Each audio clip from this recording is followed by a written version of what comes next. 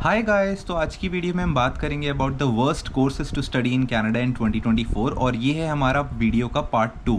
इससे पहले मैं एक और वीडियो बना चुका हूँ जिसमें मैंने बताया है कि क्यों आपको कनाडा से एमबीए कोर्स नहीं करना चाहिए। अगर आपने वो वीडियो नहीं देखी है तो प्लीज़ उसको जाकर चेक करना, मैं उसका लिंक दे दूँगा ऊपर। तो वापस आते हैं इस वीडियो के टॉपिक पे। तो गाइस, हमारा जो फर्स्ट कोर्स है वो हो गया सोशियोलॉजी का कोर्स। तो सोशियोलॉजी का कोर्स करने के बाद आप बन सकते हो social researcher, policy analyst, even community organiser, social worker और एकेडमिक रिसर्चर। और ये कोर्स करने के बाद रफली जो आपकी एवरेज सैलरी होगी 40,000 से लेके $55,000 तक। अब अगर मैं आपको बताऊं ये कोर्स क्यों नहीं करना, इसलिए बिकॉज यहाँ पे अगर आप ये कोर्स करते हो तो जॉब मार्केट बिल्कुल नहीं है इस फील्ड में, और बहुत ही लिमिटेड जॉब अपॉर्चुनिटीज़ हैं। और इसके साथ साथ काफ़ी दूसरे कोर्सेज़ के लोग भी इन जॉब रोल्स के लिए अप्लाई कर सकते हैं। इसी की वजह से काफ़ी कंपटीशन जो है वो ज़्यादा है और जॉब्स जो हैं वो काफ़ी कम है। तो इसीलिए आप इसको अवॉइड करो। और अगर मैं सजेस्ट करूँ कुछ अच्छे कॉलेजेस या यूनिवर्सिटी जहाँ आप आ सकते हो तो वो हो गए SFU, मैकगिल और यूनिवर्सिटी ऑफ टोरंटो। तो अगर तो आपने डिसाइड नहीं किया है, अभी आप इंडिया में ही हो, सोच ही रहे हो, तो इस कोर्स को डायरेक्टली इग्नोर कर देना। बट अगर आप आने वाले हो इस कोर्स में तो कुछ सर्टिफिकेशंस बता देता हूँ जो आपको हेल्प करेंगी यहाँ पे आकर जॉब लेने में। तो आप कर सकते हो सर्टिफाइड सोशल साइंटिस्ट का सर्टिफिकेशन, इसी के साथ साथ रिसर्च एथिक्स सर्टिफिकेट भी ले सकते हो आप, या फिर आप कम्युनिटी डेवलपमेंट सर्टिफिकेट ले सकते हो, या फिर पॉलिसी एनालिसिस सर्टिफिकेट, या फिर प्रोग्राम इवैल्यूएशन सर्टिफिकेशन। तो ये एक लिस्ट है जो मैंने चेक करके बनाई है। आप अपने इंटरेस्ट के हिसाब से देख लेना कौन सी सर्टिफिकेशन आप कर सकते हो जो आपको हेल्प करेगी to easily find your first job in Canada. तो अब हम आते हैं हमारे नेक्स्ट कोर्स पे जो कि है अबाउट एनवायरमेंटल साइंस।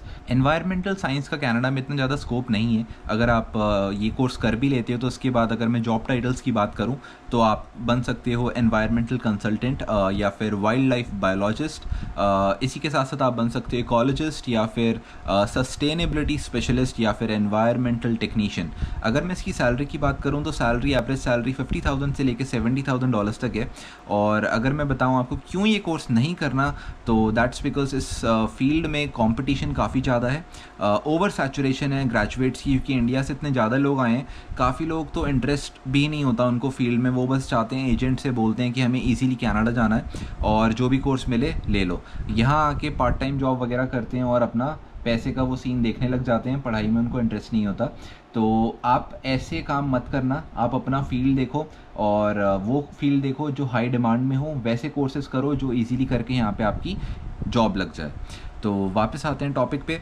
अब मैं आपको बताऊं कि आप इस फील्ड में अगर आ ही रहे हो तो सर्टिफिकेशंस अगर आप कुछ कर सकते हो तो वो हो गई सर्टिफाइड एनवायरमेंटल प्रोफेशनल की सर्टिफिकेशन CEP।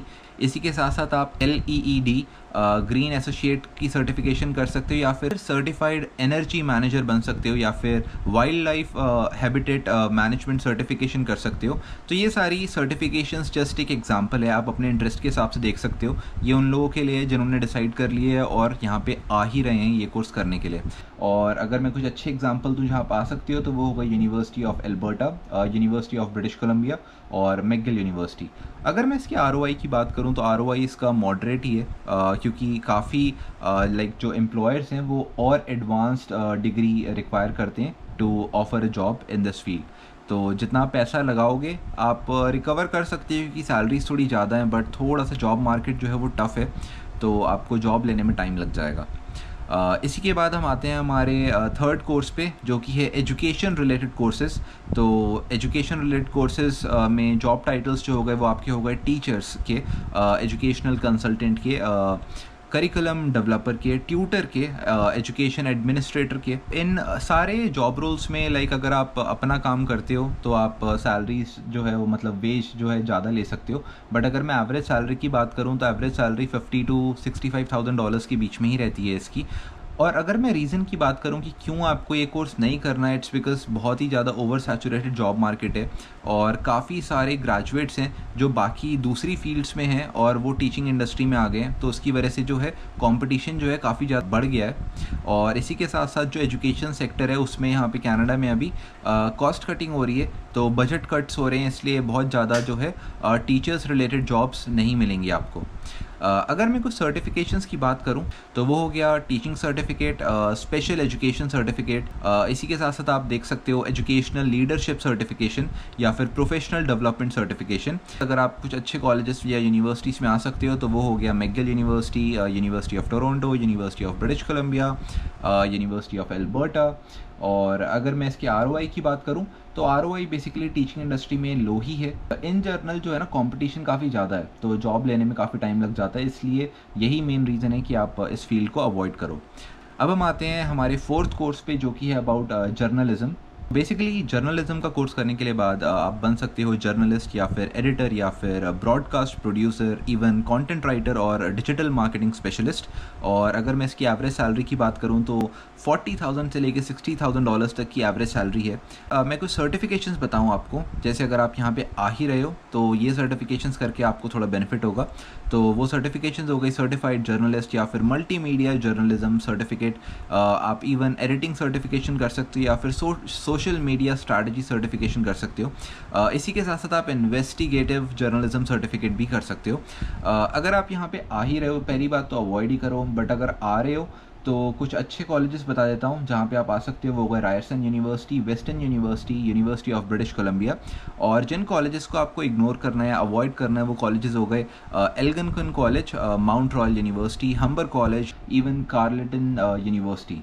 और अगर मैं इसकी ROI की बात करूँ तो बेसिकली ROI इस कोर्स में कमी है, क्योंकि ट्रेडिशनल रोल्स जो है ना वो धीरे धीरे कम होते जा रहे हैं, डिजिटलाइजेशन हो रही है, तो इसकी वजह से जो जॉब मार्केट है इनका वो थोड़ा थोड़ा अफेक्ट हो रहा है और यहाँ पे उतनी ज़्यादा जॉब्स नहीं है जर्नलिज्म की। तो यही मेन रीज़न था कि इसमें कंपटीशन जो है वो बहुत ज़्यादा है और जॉब्स जो हैं वो लिमिटेड है। तो अब हम आते हैं हमारे लास्ट कोर्स पे। तो लास्ट कोर्स हो गया हमारा फिल्म स्टडीज़। तो बेसिकली फिल्म रिलेटेड कोर्स अगर आप करते हो, फिल्मिंग रिलेटेड, तो वो कोर्स कंप्लीट करने के बाद जो जॉब टाइटल्स हैं जिनके लिए आप क्वालिफाई कर सकते हो वो हो गए फिल्म क्रिटिक या फिर फिल्म एडिटर, इवन डायरेक्टर या फिर स्क्रीन राइटर और प्रोडक्शन असिस्टेंट।